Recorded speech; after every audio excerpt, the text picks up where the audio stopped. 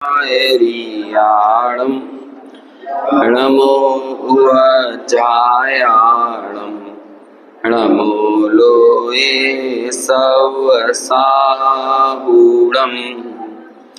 मङ्गलं भगवान् वीरो मङ्गलं गौतमो गणी मङ्गलं कुन्द कुन्दाद्यो जैन धर्मोस्तु मंगलम सर्वमंगलमांगल्यं सर्वकल्याणकारकं प्रधानं सर्वधर्माणां जैनं जयतु शासनं जैनं जयतु शासनं वन्दित्व सर्वसिद्धि ध्रुवमचल मनोमं गतिं पत्ते वोच्चामि समय पावड़ मिणमो सुध केवली भणिदं नमः समय साराय स्वानुभूत्या चकासते चित स्वभावाय भावाय सर्वभावांतरच्छिदे। समय सार ग्रंथ की अत्यंत प्रसिद्ध गाथाओं में से एक ऐसी 17वीं और 18वीं नंबर की गाथा पर अपनी चर्चा चल रही है, जिसकी कल हमने गाथा का पाठ करने के बाद इन गाथाओं में प्रस्तुत जो सामान्य अर्थ है उसकी चर्चा अपन ने की थी। टीका की चर्चा आज अपन को करना है। उससे पहले एक बार और अपन सामूहिक गाथा का पाठ करते हैं, फिर इसकी टीका के आधार से चर्चा करेंगे। जहणाम को विपुरिसो रायाणम जानी ओण सद हदी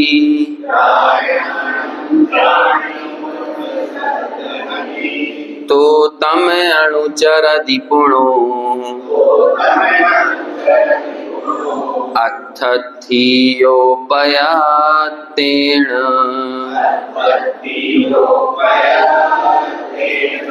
एवं हि जीवराया णादवो तह यसद्धहे दव्वो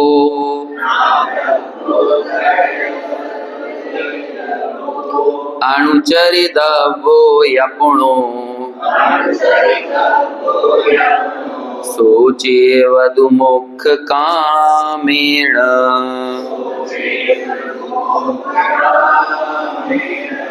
पद्यानुवाद। ज्यों पुरुष कोई नृपति को भी जान कर श्रद्धा करे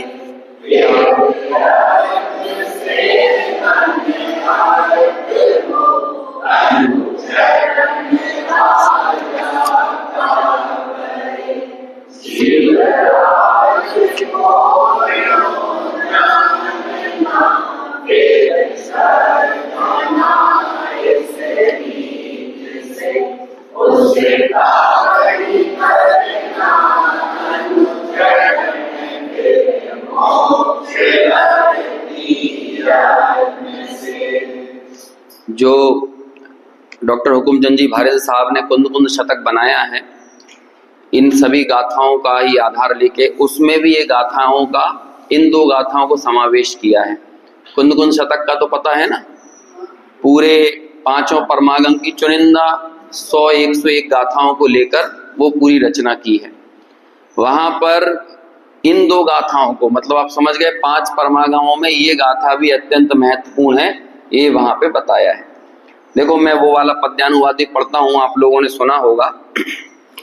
यह नृपति है यह जान कर अर्थार्थी जन श्रद्धा करें, अनुचरण उसका ही करें, अति प्रीति से सेवा करें। यदि मोक्ष की है कामना तो जीव नृप को जानिए, अति प्रीति से अनुचरण करिए, प्रीति से पहचानिए। देखो यहाँ पर जिस एक चीज पर बड़ा जोर दिया है ना, वो है प्रीति शब्द अनुवाद में। अब ये रचनात्मक स्वतंत्रता होती है किसी भी लेखक की कि वो उसके जो भाव को ग्रहण करता है उसमें से जो चीज उसे जिस पर वजन देना हो उस पर वो विशेष वजन देता है। देखो श्रद्धा के लिए भी प्रीति चाहिए, जानने के लिए भी प्रीति चाहिए और अनुचरण के लिए भी प्रीति चाहिए। ये गरज वाला मार्ग है। गरज माने जिनवाणी की गरज नहीं है कि हम आत्मा को जाने, ये हमारी गरज है कि हम आत्मा को जाने। चर्चा चैतन्य की एक पुस्तक है अभी बाबूजी युगल जी की, जो 98 में नीलांबर करके जगह है बंबई में, वहां पर उनके शंका समाधान हुआ था, है ना। तो वो शंका समाधान को हूबहू संपादन करके एक पुस्तक आकार रूप में निकाला गया है और मैं पर्सनली रिकमेंड करूंगा कि वो जरूर पढ़ना चाहिए दोनों भाग। राजेंद्र कुमार जी ने तो ऐसा कहा था, अभी कोटा में कार्यक्रम हुआ था कि ये मोक्ष की वसीयत है।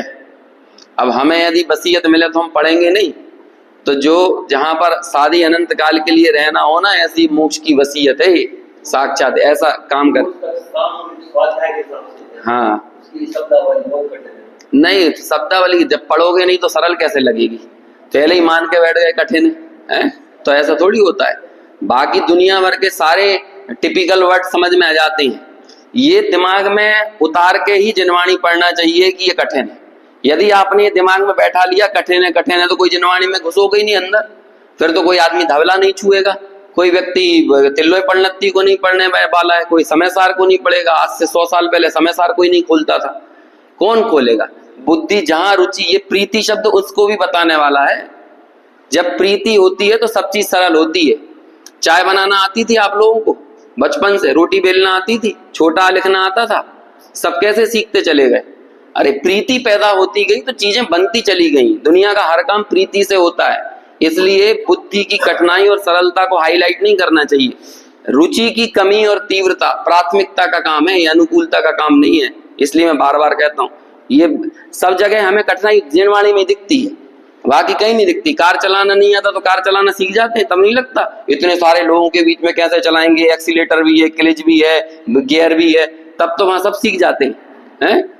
तब तो फिर वो इतने एक्सपर्ट हो जाते हैं कि वो ड्राइवर तो चलाते चलाते गुटखा भी थूक देता है बाहर गेट खोल गए। ये कैसे बन गया। और सारा का सारा जो कठिनाई है यही लगाना है, अकेले में जिनवाणी नहीं पढ़ना है। ये इस तरह, चूंकि आपने बात ऐसी की ना, इस चीज में मेरे को ज्यादा ताव आ जाता है। हाँ तो और पढ़ो, नहीं समझ में 2 बार पढ़ो, 3 बार पढ़ो, 4 बार पढ़ो। पहली बार में कार चलाना नहीं आया था तो क्या किया था, छोड़ दिया था। हाँ क्या नहीं है, पहली बार में कोई चीज नहीं बनती। रोटी बेलना आपसे पहली बार में गोल नहीं बेली थी तो क्या किया था, बेलना छोड़ दिया था। अरे अपने गरज की बात है ये, यदि नहीं समझ में आएगा तो कब समझ में आएगा। जब अभी मनुष्य हो गए, इतने पढ़े लिखे हो गए, समझ में नहीं आ रहा तो कब समझ में आएगा, जब चीटी चिंटा बन जाएंगे। कितना वक्त बचा है हम लोगों के पास, 20 साल 25। मैं उसी प्रवचन से ये बात बोल रहा हूं। उस पहले प्रवचन में बाबूजी युगल जी ने कहा है ये अपने गरज की बात है, जैसे गरज हो उसे जिनवाणी सुनाओ। इसलिए मैं कभी किसी को ज्यादा बोलता थोड़ी हूँ कि आओ प्रवचन में बैठो, और नेचुरल बोल देता हूँ ये चल रहा है आपको आना है तो आओ। गरज की बात है, जिसे लगेगा सो आएगा, जिसे नहीं बैठना है मत पढ़ो जिनवाणी। हम किसका एहसान कर रहे हैं, ये समय सार पे एहसान कर दिया। समय सार पढ़ के मंदिर जाके हम मंदिर पे एहसान करते हैं, जिन प्रतिमाओं पे एहसान करते हैं, किस पे एहसान करते हैं, तीर्थों पे एहसान करते हैं।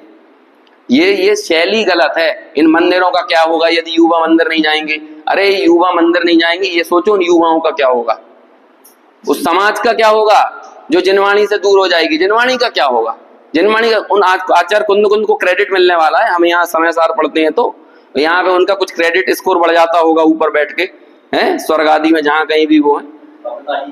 बस ये चीज सबसे पहले में पहले अपन को बैठाना है, बहुत पॉजिटिव मेंटल माइंड सेट के साथ, और अपनी गरज से ये सुनने वाली चीज है। ये बात यहाँ पे लिखी ना, प्रीति पूर्वक पढ़िए। ये क्यों लिखा यहाँ पे, ये सम्यक सन्मुख मिथ्या दृष्टि के प्रकरण में टोडरमल जी ने लिखा। इसे अपना कार्य करने का हर्ष बहुत है। पहले तो ये लगे कि अपना कार्य है, और फिर इसे लगना चाहिए इसे करने से हर्ष है। जैसे जो भी दुनिया का हमें कोई अपना कार्य लगता है तो हर्ष होता है कि नहीं। मकान बनता है तो रात रात भर जगेगा, सुबह से उठ के तराई करने चला जाएगा। क्यों कर रहा है? सुबह से उठ के रात को 12 बजे रात को सोया और सुबह 5 बज के तराई करने पहुंच जाते हैं। कैसे पहुंच जाते हैं? इसलिए बता रहा हूं, ये मैंने भी किया है। क्यों करने लगता है? क्योंकि उसे ये अपना कार्य लगता है। ये सारी चीजें वहां ये सब अपना लगा तो फिर नहीं दिखता कि मैं कितनी देर सोया, कितनी देर जगा है। रात भर बच्चे जब होते हैं तो उनकी ख्याल करते रहेंगे, रात भर डायपर चेंज करते हैं, नैपी बदलते रहते हैं। कैसे बदल लेते हैं? जाग जाग के। क्योंकि अपना लगता है। वो जो अपना लगता है वहां पर हर्ष पूर्वक काम करता है, कोई थकान वकान नहीं होती वहां पे। ऐसे ही तत्व चिंतन में, जनवाणी पढ़ने में अपनी गरज चाहिए, ये और कोई बात नहीं है। तो लौकिक में पहले हमें यही समझ में नहीं आ रहा अपना कार्य क्या है। इसलिए ये जो शब्द है ना यहाँ पे, प्रीति से अनुचरण करिए, प्रीति से श्रद्धा करिए, प्रीति से उसे जानिए। ये यदि कोई लोड ले रहा है इस चीज का तो फिर समझ लो कि वो ना तो श्रद्धा में आ रही है बात, ना अनुचरण में आ रही है और ना ज्ञान में आ रही है। ये अपना कार्य तो लगे। अच्छा ये सोचो, यदि ये नहीं कर रहे होंगे तो क्या कर रहे होंगे? और जो हम कर रहे हैं उसे करते हुए हम हमारे संक्लेश परिणामों को, अपने विकल्पों को थोड़ा सा भी रत्ती भर कम कर पा रहे हैं?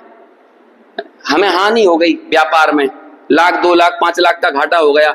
आप दुनिया में जो प्रयत्न करते हो बताओ उससे क्या हो जाता है?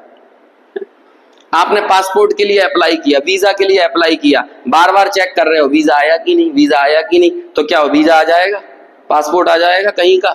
या कोई भी चीज अपन करते हैं लौकिक में, कहीं इंटरव्यू दे के आए तो बोलो कब रिजल्ट आएगा, बार बार रिजल्ट चेक करने से रिजल्ट आ जाएगा। तो होता क्या है? दुनिया में कौन सी चीज है जो उस संबंधी विकल्प को दूर करेगी? पर्यायों की स्वतंत्रता का ज्ञान कर लो। आपको जहां जितना जितना ये निर्णय और श्रद्धा होती जाएगी, आप बाहर के विकल्पों से हट जाओगे। जीवन में तत्व ज्ञान ही हमें, यदि एक क्षण की भी शांति मिल रही है ना हमारे जीवन में, वो हमारे तत्व ज्ञान से मिल रही है। और किसी चीज से, दुनिया में भी किसी और को जिसने जनवाणी पढ़ी नहीं है लेकिन उसके भी चित्त में कहीं ना कहीं ये तत्व ज्ञान वस्तु स्वरूप दौड़ता है ना, तभी वो शांत होता है। भले वो उनके शब्द अलग अलग होते हैं, भैया नियति को जो मंजूर था सो हुआ, प्रकृति को जो मंजूर सा हुआ, लेकिन दौड़ा तो दिमाग में तत्व ज्ञान ही ना। जब कषाएं दौड़ती हैं तब तो विकल्प भी खड़े हुए। एक क्षण के लिए आप बता दो अपने पूरे जीवन में हम जो कोशिशें करते हैं या जो दुनिया भर में हमें ज्ञान दिया जाता है, उस विषय सेवन के, विषय ग्रहण के ज्ञान से, चिंतन से, मनन से हमें कभी शांति मिलती है? हमें शांति कभी मिलती भी है तो कैसे मिलती है? एक मार तत्व ज्ञान से, इससे ही तो मिलती है। तो अभी हमें यदि सुख की, यदि हमें आग्रह हो, सुख प्राप्ति का गरज हो, तो फिर आओ यहाँ पे, अपना कार्य लगना चाहिए। ये प्रीति पूर्वक अनुचरण करना चाहिए, प्रीति पूर्वक श्रद्धान करना चाहिए। वो यहाँ कहते हैं यदि हम सब मोक्ष की बात तो बहुत करें, हे प्रभु हमें भी आपके ही पास बुला लो, आप तारणहार हो और हमें भी इस भाव सागर से तार लगा दो, पार लगा दो, तो क्या उनके सामने ऐसे भक्ति करते रहने से पार हो जाएंगे? उसकी ये समझ लो, क्या कहते हैं, ये पत्थर की लकीर वाली बात है। यदि मोक्ष की है कामना तो जीव नृप को जानिए। बस सब चीजों को जानते रहो, लेकिन जो जिसे जानने से मुक्ति होगी उसे ही ना जाने तो बोलो कब मुक्ति की प्राप्ति हो जाएगी? ये ऐसी पत्थर की लकीर वाली बात है ये। एवं ही जीव राया अणादब्बो तह या सद्ध हे दब्बो, उसको जानो और जानकर श्रद्धान करो। अब ये जानकर श्रद्धान करो वाली बात इसलिए महत्वपूर्ण हो जाती है जैन दर्शन में, क्योंकि श्रद्धा जिन शासन में निर्णय पूर्वक होती है, और निर्णय ज्ञान की पर्याय है। निर्णय करना किसकी पर्याय है? ज्ञान की। और भरोसा, विश्वास, आस्था, एकत्व, ये सब श्रद्धा गुण की पर्याय है। श्रद्धा गुण की पर्यायवाची नाम ही है भरोसा। हो गया। आत्मा पे ऐसे ही विश्वास मत कर लेना, भगवान ने कह दिया इसलिए। निर्णय करके, और निर्णय करना मतलब क्या हुआ? उसे भली भांति जानना। इसलिए श्रद्धा का सारा पुरुषार्थ कौन कर रहा है? ज्ञान कर रहा है। हाँ दब्बो ही सद्ध हे दब्बो, है ना? ऐसी ये गाथा है। गुरुदेव श्री के जो नैरोबी में व्याख्यान हुए थे उसमें 2 व्याख्यान बस हिंदी में हुए थे, और वो 2 जो हिंदी में व्याख्यान हुए थे ना, वो यही 17-18वीं गाथा पे थे। और उस इतने इसकी टीकाओं की चर्चा करते हुए बीच बीच में इतने खिले हैं, आप देखोगे तो उसकी आनंदानुभूति आप महसूस कर पाओगे चेहरे पे। अभी जब हम टीका पढ़ेंगे ना तो टीका में एक लाइन आएगी, आवाल गोपाल सबको सदाकाल यही एक चैतन्य भगवान आत्मा ज्ञायक सुलभ है। 7 बार इस एक लाइन को बोलते हैं। एक एक लाइन को। अब कोई ये सोच रहे बार बार रिपीट करने की क्या जरूरत है?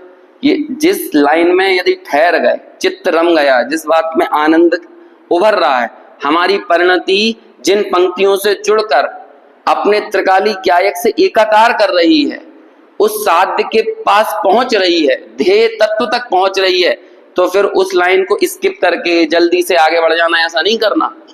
इसलिए मैंने सच कल या परसों बोला था ना, यदि आपको कहीं ठहर जाएं आप, तो ठहर जाओ ना, भागने की जरूरत क्या है? तीर्थ यात्राओं पर गए, किसी टोंक पर यदि ठहर गए, लग गया मन, तो जरूरी है यदि आप वहां पर बैठे, शांति से विचार करने बैठे, ध्यान में बैठे और बहुत शांति और निर्विकल्पता लग रही है, तो बैठे रहो। फिर ये सोचना जरूरी है टारगेट पूरा करना है कि पूरी 24 की टोंकों की वंदना करके आए। तो ऐसे ही यदि हम किसी पंक्ति में रुक जाते हैं, वो पंक्ति कुछ भी हो सकती है, हम पूजन की किसी लाइन में रुक सकते हैं, हम क्या कहते हैं, ये जो हम अलग अलग 12 भावनाएं पढ़ते हैं, भावना 32 पढ़ते हैं, प्रतिक्रमण पाठ पढ़ते हैं, उनमें भी अनेकों ऐसी लाइनें आती हैं।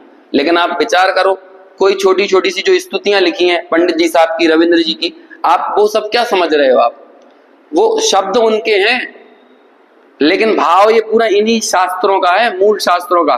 कई बार तो आप ऐसा पढ़ोगे कि लगेगा कि पूरी टीका को ही अनुवाद कर दिया है स्तुति के रूप में, इन मूल आचार्यों की टीकाओं को। तो होता तो क्या है, वही है ना। तो अब आपको यदि वहां पर एक लाइन में मन लग गया है, तो जरूरी है कि नहीं पूरा टारगेट पूरा करें, तो बस रुक जाओ, ठहर जाओ। ऐसे ही ये हमें वहां से सीखने मिलता है। गुरुदेव श्री के व्याख्यानों में कई बार ऐसा होता है कि 2-2, 3-3 गाथाओं को, श्लोकों को एक साथ एक प्रवचन में पूरा कर देते हैं, और कई बार एक लाइन पे पूरा का पूरा व्याख्यान निकल जाता है। तो क्यों हुआ? क्योंकि वहां पर परिणति ठहर गई, उस बात से एकाकार कर लिया। तो ये कुछ ऐसी ही गाथा है। वैसे मैं किसी दूसरी गाथा को अंडररेटेड नहीं कर रहा हूं, उसे अंडर एस्टिमेट नहीं कर रहा हूं। सब गाथाओं की अपनी अपनी उपयोगिता है, उसकी प्रमुखता है, लेकिन फिर भी कुछ गाथाओं की चर्चा करते हुए आचार्य अमृतचंद्र भी तो आनंद में विभोर हो गए ना। ऐसा हमारे सबके साथ भी हो सकता है। तो जब उन्होंने जिस आनंद का वेदन किया, ऐसा ही आनंद वो हम तक पहुंचाने का प्रयास कर रहे हैं, और हम भी उस आनंद में डूब गए। तो हमने और आचार्य अमृतचंद्र के भावों का सही साक्षात्कार किया है, तब हम समझ पाए हैं उनकी परिणति को, तब हम समझ पाए आचार्य कुंद की परिणति को। देखो अभी अपन टीका पढ़ते हैं तो ये बात आएगी आगे। निश्चय से जैसे कोई धन का अर्थी पुरुष बहुत उद्यम से पहले तो राजा को जाने कि यह राजा है। क्या कह रहे हैं? बहुत उद्यम से। अच्छा, इसमें जानने, बहुत उद्यम करने की क्या जरूरत है?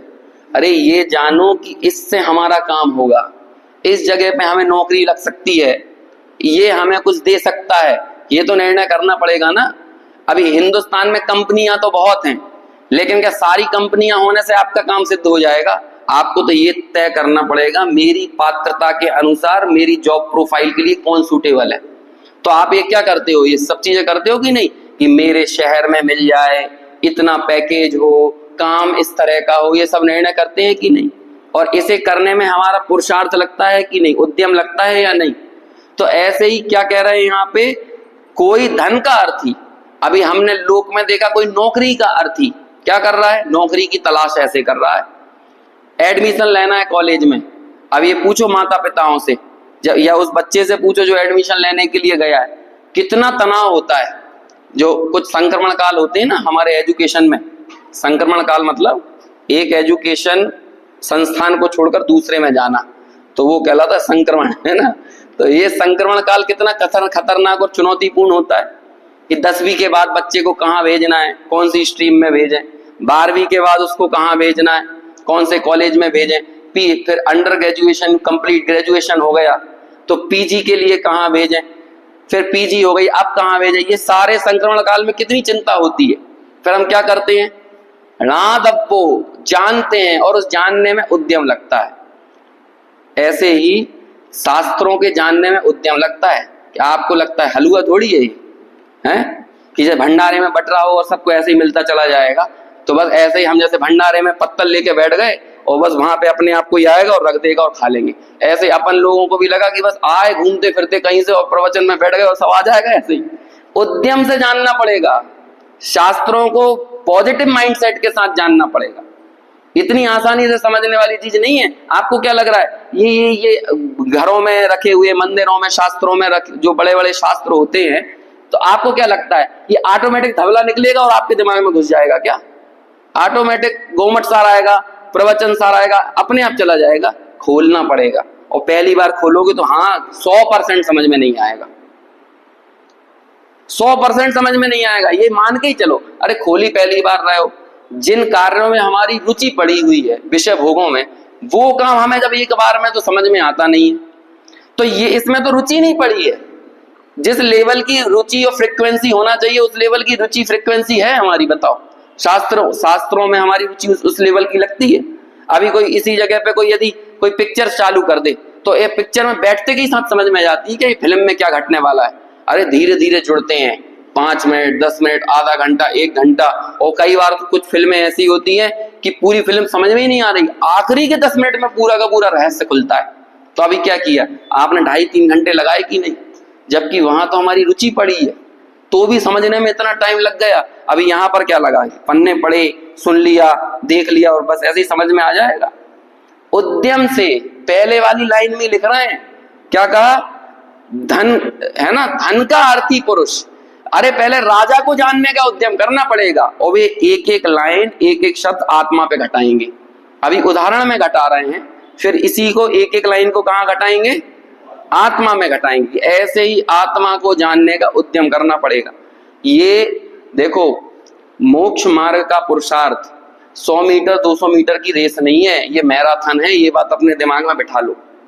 अभी हम जैसे 10 दिनों में 100 मीटर की रेस दौड़ के आए हैं ना, है कौन कितने व्रत करेगा, कौन कितने उपवास करेगा, है ना, कौन कितनी पूजा करेगा, कौन कितने, सबकी बिल्कुल रेस लग गई 100-100 मीटर, 200-200 मीटर की। है तुमने 3 उपवास, हमारे 4, तुमने 4, हमारे 5, बस अपन बस एक दूसरे को हराने में लगे हुए।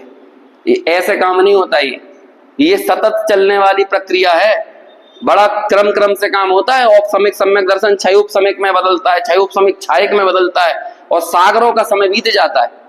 सागर तक उस तत्व की अनुभूति को जीवित रखना पड़ता है। हम क्या सोच रहे हैं कि बस उस अनुभूति को बस इतने 1 घंटे जीवित रखो और यहां से जाने के बाद मटिया मैट कर दो उसकी पूरी। ऐसे काम चलेगा?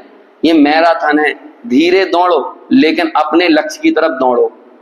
कई बार हो सकता है आप 15 मिनट ही अभ्यास कर पाओ, लेकिन आपकी चिंतन धारा उसी दिशा में चले।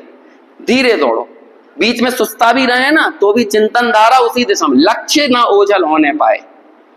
एक क्षण के लिए भी यदि लक्ष्य ओझल हो गया, ये जीवन हमें किस काम के लिए मिला है, इस लक्ष्य को तो उस समय भी स्थित रखो जिस समय आप सिनेमा में फिल्म देखने बैठे हो। ये ध्यान में रखना। अब ये सुनने में अटपटा लग रहा होगा कि लक्ष्य में यदि भगवान पढ़े हो, सम्यक दर्शन पढ़ा हो, तो कोई सिनेमा में जा सकता है कि नहीं? अरे बहुत सारे औदैहिक भावजन्य अवस्था बनेगी और आपको कहीं कहीं जाना पड़ सकता है। आप दुकान पे बैठोगे, आप घूमने जाओगे, आप सब करोगे, क्योंकि अभी परिपूर्णता नहीं है ना। जब तक अपूर्णता है तब तक हमारा अपने औदैहिक भावों के अनुसार परिवर्तन चलता रहेगा, लेकिन लक्ष्य नहीं हटना चाहिए। और हम उस लक्ष्य को अपने मस्तिष्क में रखकर जब विश्राम भी कर रहे हैं तब भी हम दौड़ ही रहे हैं। इसलिए धीरे दौड़ो लेकिन अपने लक्ष्य की तरफ दौड़ो। ऐसा ये जानने की पूरी पद्धति और परिपाटी है। तो क्या कहते हैं, बहुत उद्यम से पहले राजा को जाने कि यह राजा है, फिर क्या करे, जानकर इस बात का श्रद्धान करें कि मेरा काम इनसे ही होने वाला है।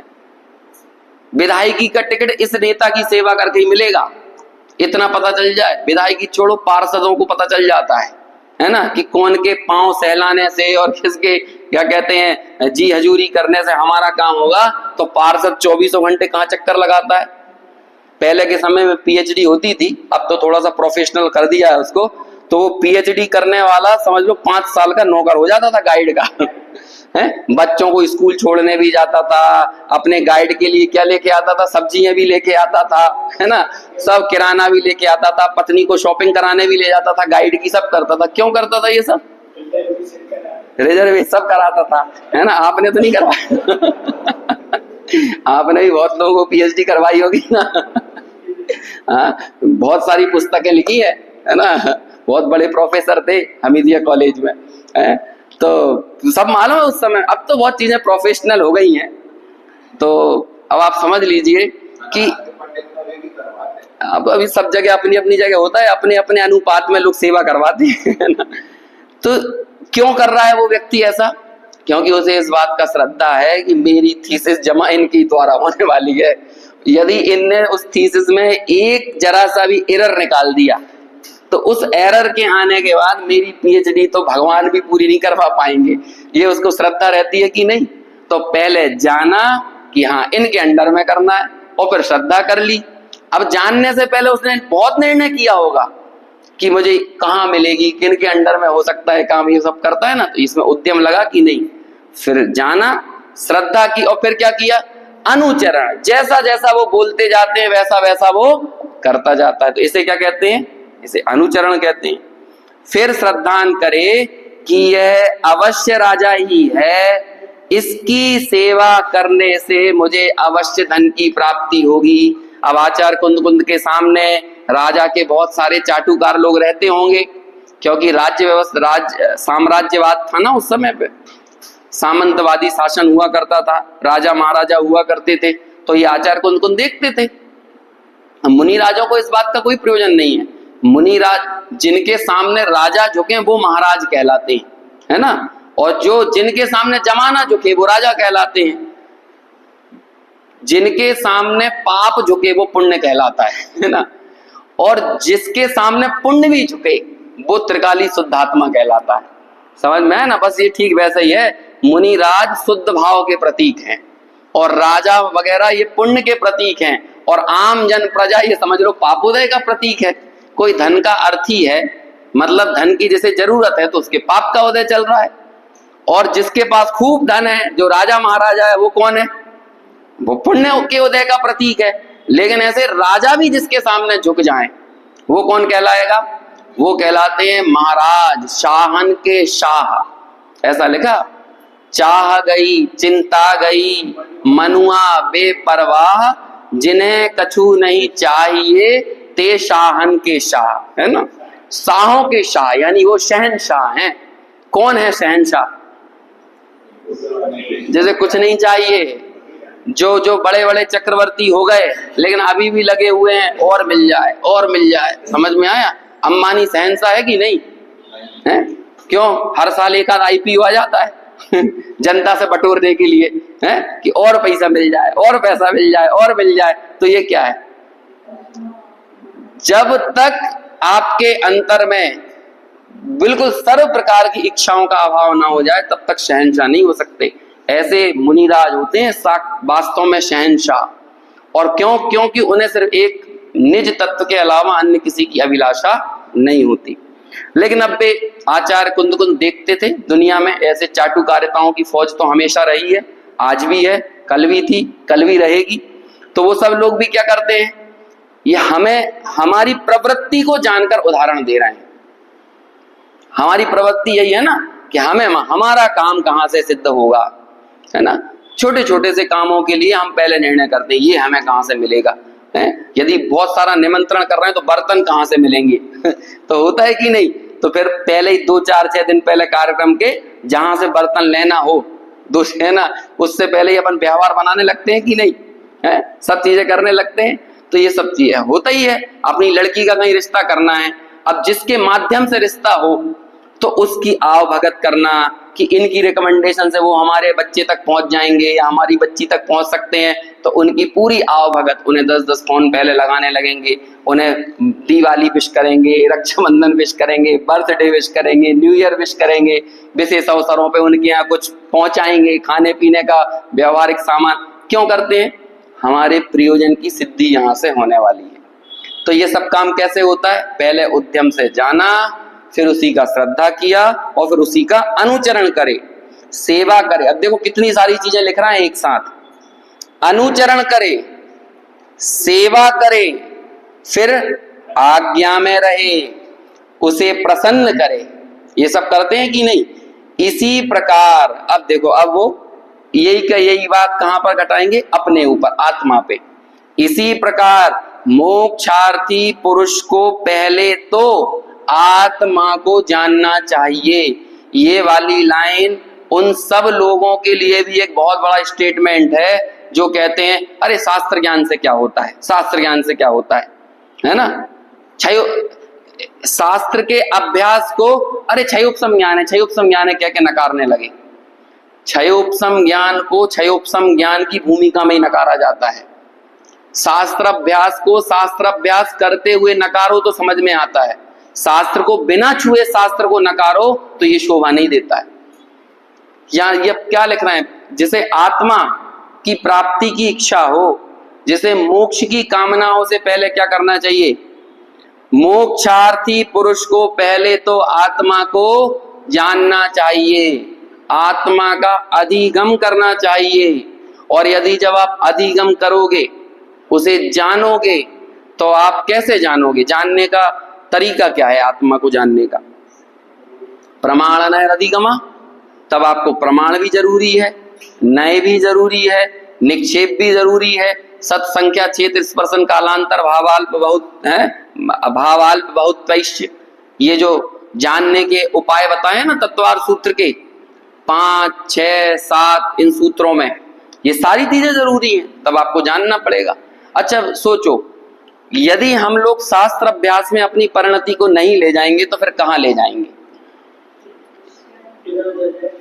शास्त्र अभ्यास की परिणति एक जगह जाए, जो परिणति शास्त्र अभ्यास में वर्त रही थी वो सिर्फ एक जगह रहे तो ही शोभा को पाती है, अन्यत्र शोभा को नहीं पाती है।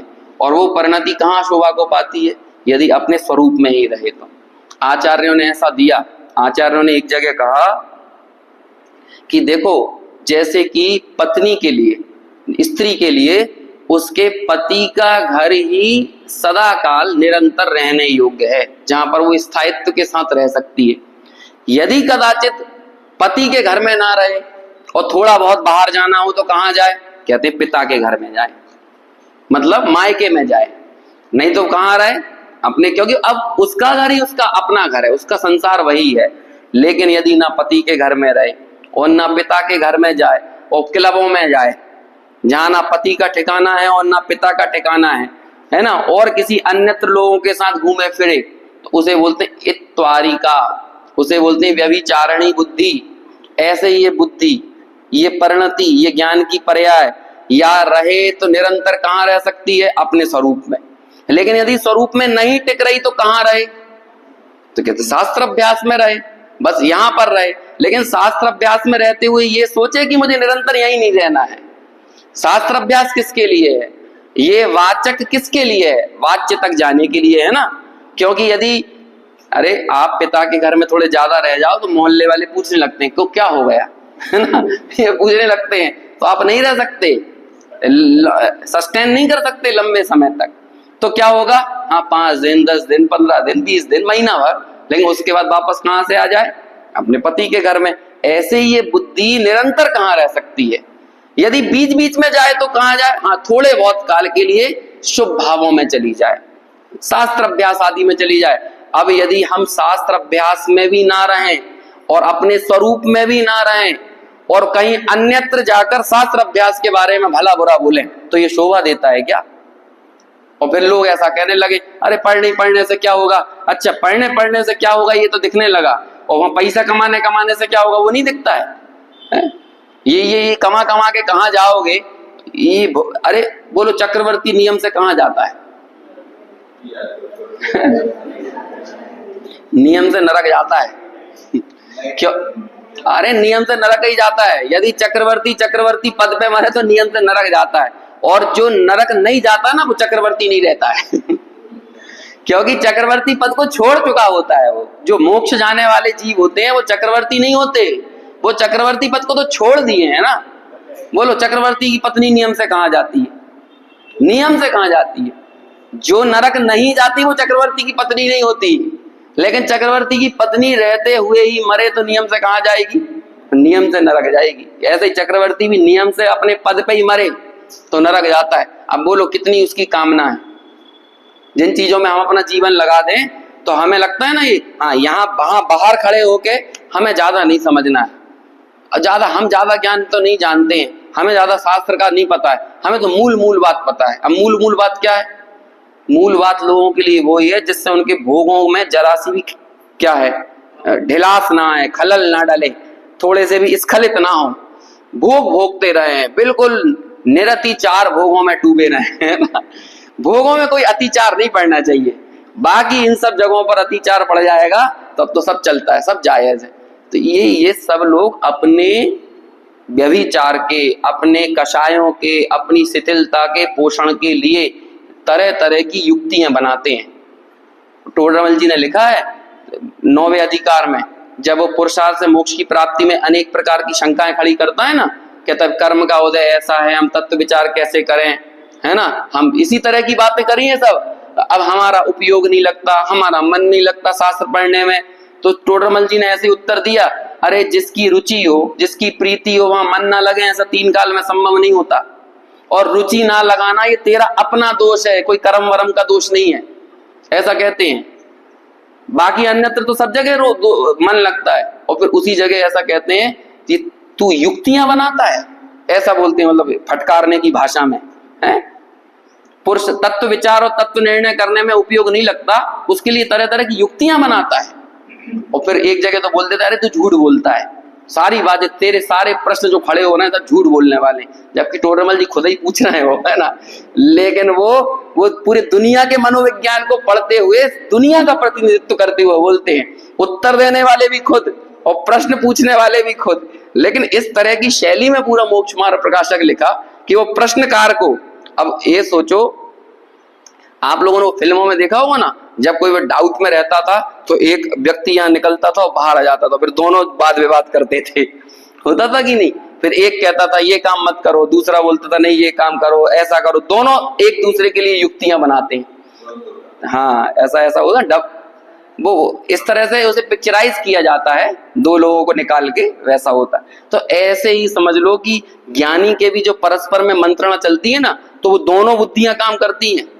एक तो इस तरह के प्रश्न कराती है, अरे कहीं मोक्ष हुआ नहीं तो, हमने इतने सारी मेहनत तो कर ली और पता चला कोई हुआ ही नहीं मोक्ष वगैरह, तो क्या होगा, एक बुद्धि ये प्रश्न खड़ा करती है। फिर दूसरी जो शास्त्र अभ्यास से जो चीजों का निर्णय किया हुआ है, वो बुद्धि पैरेलली अपनी ही बुद्धि के विरुद्ध में परस्पर में उत्तर प्रति उत्तर, प्रश्न प्रति प्रश्न बराबर लगातार आपस में ही चलते हैं स्वयं के बीच में।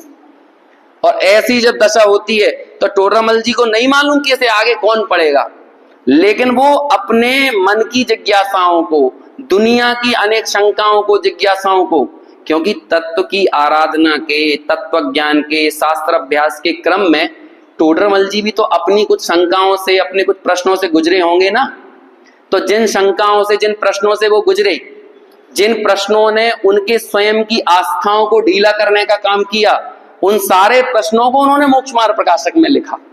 और उन्हीं प्रश्नों पर क्या बोल रहा है, तू झूठ बोलता है ना, अपने आप को ही बोलते हैं। जो सवाल परिणति ऐसा कर रही है ना, जो तत्व विचार में, तत्व विचार करने में जो थोड़ी सी शिथिल हो रही है और तरह तरह की युक्तियां बना रही है, ऐसी उस परिणति के लिए क्या बोलते हैं, अरे तू झूठ बोलता है, अरे तू फालतू की युक्तियां बनाता है। हाँ, कर्मों को दोष देता है। 9वें अधिकार में आप पढ़ना, ऐसी उग्र भाषा में टोडरमल जी लिखते हैं। अभी किसी दूसरे को तो टारगेट नहीं किया, और ये जिनवाणी में भी किसी को टारगेट थोड़ी किया जाता है। इसका एकमात्र टारगेट होता है ना, यदि कोई अज्ञान, उस अज्ञान को देखकर, अब वो अज्ञान जहां भी हो, जिसमें भी हो, जब भी हो, उस समस्त अज्ञान को उड़ा देने के लिए जिनवाणी की एक एक लाइन होती है। बाकी किसी व्यक्ति विशेष से क्या कोई ऐतराज होगा। और उसके बाद भी यदि किसी को सुन के, पढ़ के समझ में नहीं आ रहा, तो जाओ, जो करना वो करो, चूल्हे में जाओ, है ना। अरे लिख दिया आचार्य अमृतचंद्र ने, लिख दिया, मैं आपको पढ़वाऊंगा कल, यही लिख दिया, तुम जाओ चूल्हे में जाओ ऐसा लिख दिया, जैसे बोलते भाड़ में जाओ कह देते हैं ना, ऐसे कह दिया है। यदि क्या कहते हैं, 140 नंबर का श्लोक है, 141 निकालो, आपको अब आई गई याद तो बता देता है। अब वहां तो अपन पता नहीं कब पहुंचेंगे, अब याद आ गई तो पढ़ ही लेते हैं 141 नंबर का होगा, 141 या 140,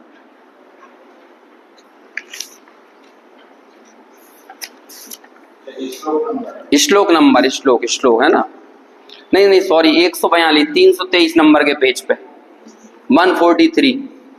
देखो पढ़ देते हैं 5 मिनट में। 323 323 मूल ग्रंथ में।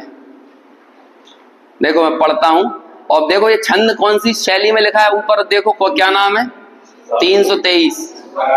और शार्दूल विक्रीडित मतलब क्या होता है, शेर की दहाड़।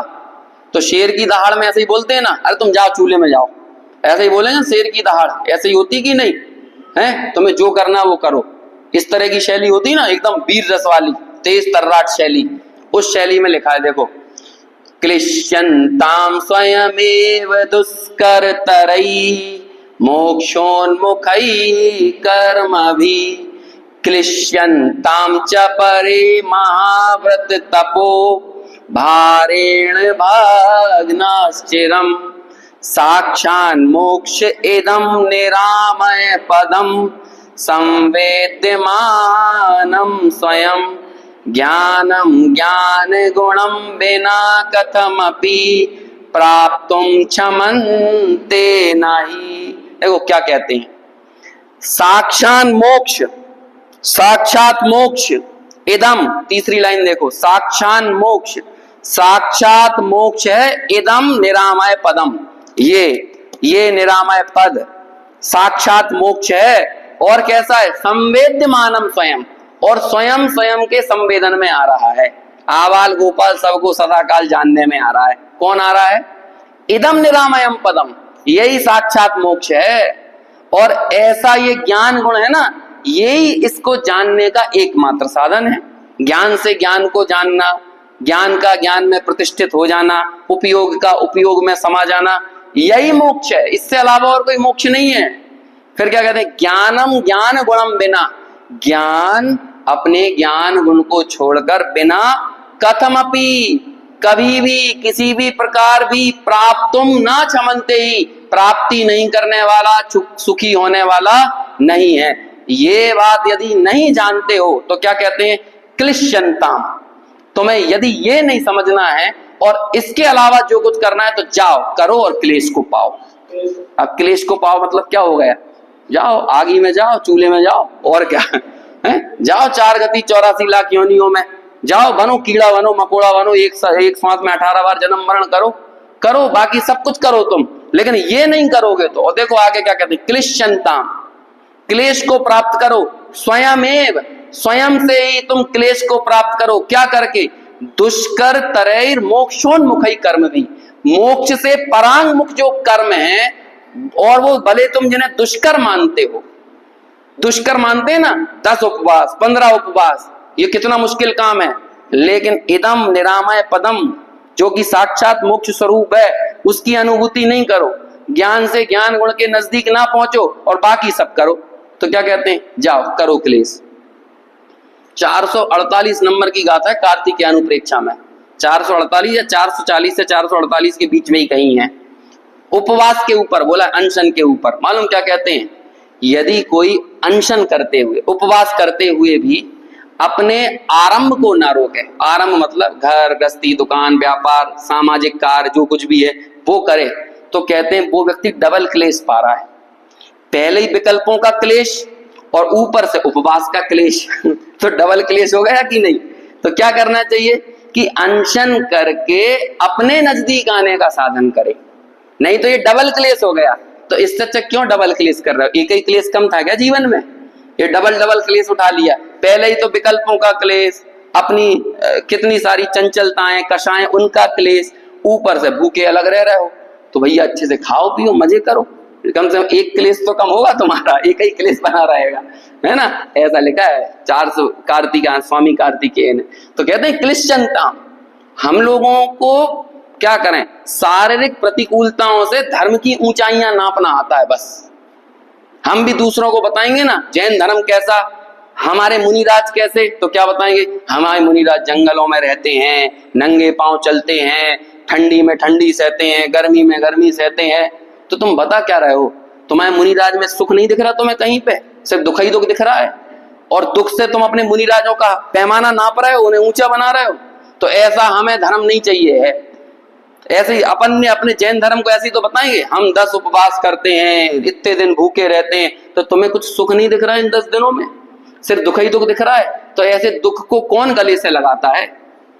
सुख तो दिखाओ, सुख नहीं दिखा कहीं पे, तो क्यों क्लेश पा रहे हो भाई अनशन करके और ये करके, है ना? या तो फिर को एकदम नितांत भौतिकवादी बन जाओ, धर्म को टोटली नकार के, या फिर सच्चे धार्मिक बनो, सच्चे आध्यात्मिक बनो। ये छद्म भौतिकता कि लिबास तो पहने हो धर्म का और अंदर में भौतिकता लहलहा रही है, ऐसा नहीं होना चाहिए। है? वो कौन सी कहानी आती थी बच्चों को, वो भेड़िया काय का वो पहन के आ जाता है, हाँ है ना, वो हाँ शेर का मुखौटा पहन के भेड़िया जाता है, बच्चों को ऐसी कहानी सुनाते हैं ना, इस तरह का कुछ है। हाँ जो भी है वो कहानी, तो कहते हैं कि अंदर में तो ये भेड़िया वाली बुद्धि पड़ी है और ऊपर से अपने आप को सिंह दिखाने का प्रयास, है ना, मतलब अपने आप को धार्मिक दिखाने के प्रयास, ये छद्म भौतिकवाद है, चीप मटेरियलिस्टिक कहलाती है। इससे अच्छे तो वो लोग हैं कि जो ठीक है, जो है डंके की चोट पर बोल रहे हैं, हम तो जो है सो है कर रहे हैं भाई, ना स्वर्ग ना नरक, हालांकि वो भी मरेंगे चिंता मत करो, लेकिन कम से कम सो कॉल्ड हैप्पीनेस को यहाँ तो उठा लेंगे ना, सो कॉल्ड तथा कथित हैप्पीनेस उन्हें यहाँ तो मिल जाएगा, लेकिन ये तो उलझा ही रहेगा बेचारा, भोगों में जाएगा तो पहले कहेगा अरे पहले ये देख लें आज मंदिर होके नहीं आए, अब मंदिर जाके घुसना उसे भोगों में ही है, उसे आत्मा में जाने की कोई रुचि नहीं है, वो दिखता ही नहीं है। समझ में आया ना, सुबह 2 घंटे का विधान और शाम को 6 घंटे की पार्टी, है ना, ये होता है कि नहीं, work hard and party harder तो ये हो गया, 2 घंटे का विधान करा लिया और उसके बाद पार्टी हो रही है 6-6, 8-8 घंटे की, ये सब मुखौटे बदलने का काम है। इसे आचार्य कुंद कहते हैं, तुम्हें क्लेश पाना है तो पाते रहो, हमने तो तुम्हें मार्ग बता दिया है, तुम्हें मार्ग यदि समझ में आए तो ठीक है। फिर देखो आगे लिखते, क्लिश्यंताम च परे महाव्रत तपो भारेण भग्नाश्चिरम, तुम महाव्रत और तपों का भार ओढ़ लो, लेकिन ज्ञान अपने ज्ञान गुण के बिना अपने स्वसंवेदन को या मोक्ष को नहीं पाएगा, ये बात मत जानो। और महाव्रतों का भार ओढ़ के अपने चित्त को भग्न यानी खंड खंड कर दो, लेकिन कहते हैं ये भी क्लेश पाना ही है। क्लिश्यंताम, जाओ पाओ क्लेश, तुम्हें क्लेश पाना है तो पाओ, लेकिन एकमात्र जीव राजा को जाने बगैर क्लेश का दूर होना संभव नहीं है। इसलिए कहते हैं यदि मोक्ष की है कामना तो जीव नृप को जानिए। देखो ये वाला पैराग्राफ पूरा पढ़ लेते हैं। इसी प्रकार मोक्षार्थी पुरुष को पहले तो आत्मा को जानना चाहिए और फिर उसी का श्रद्धान करना चाहिए कि यही आत्मा है। इसका आचरण करने से अवश्य कर्मों से छूटा जा सकेगा और तत्पश्चात उसी का अनुचरण करना चाहिए। अनुभव के द्वारा उसमें लीन होना चाहिए, क्योंकि साध्य जो निष्कर्म अवस्था रूप अभेद शुद्ध स्वरूप उसकी सिद्धि की इसी प्रकार उपपत्ति है, अन्यथा अनुपपत्ति है।